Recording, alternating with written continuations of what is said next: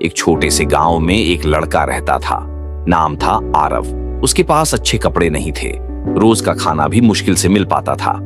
उसके पिताजी एक किसान थे, मेहनती, लेकिन हालात हमेशा तंग रहते।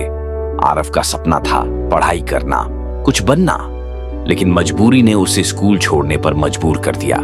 फिर भी वो हर दिन कुछ नया सोचता था। उसे लगता था गरीबी उसके सपनों से बड़ी नहीं है।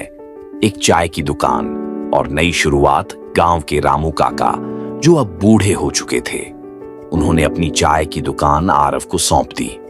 आरव ने काम शुरू किया, लेकिन वो सिर्फ चाय नहीं बेचता था।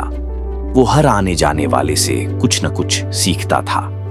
कैसे बात करनी है, कैसे लोगों से जुड़ना है।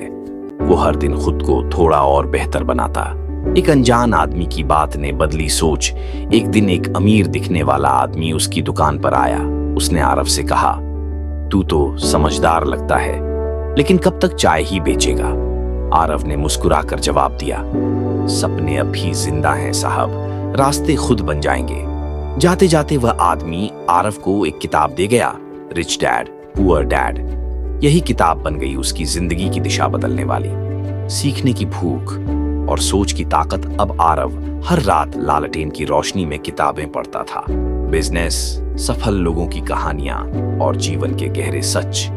उसने सोचना शुरू किया, अगर मैं हर ग्राहक को सिर्फ चाय नहीं बल्कि एक सोच दूं, तो अब हर कप चाय के साथ वह देने लगा एक प्रेरणादायक पर्चा, जिस पर लिखा होता, सोच को बदलो, दुनिया खुद ब खुद बदल जाएगी। बदलाव की शुरुआत। अब उसकी दुकान पर लोग सिर्फ चाय पीने नहीं, प्रेरणा लेने भी आने लगे।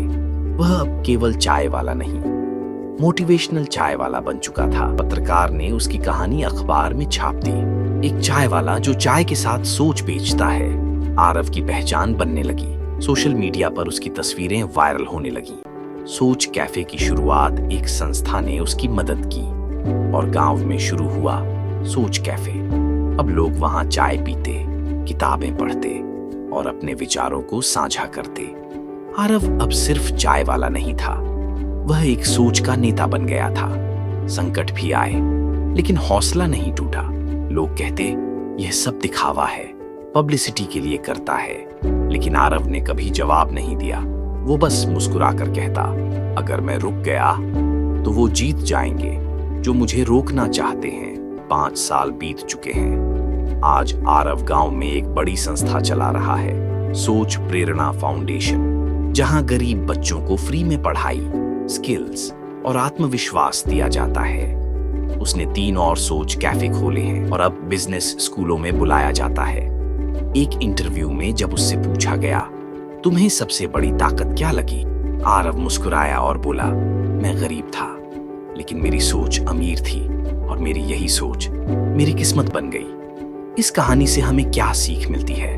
अगर सोच लो कि करना है, तो किस्मत भी रास्ता बना देती है।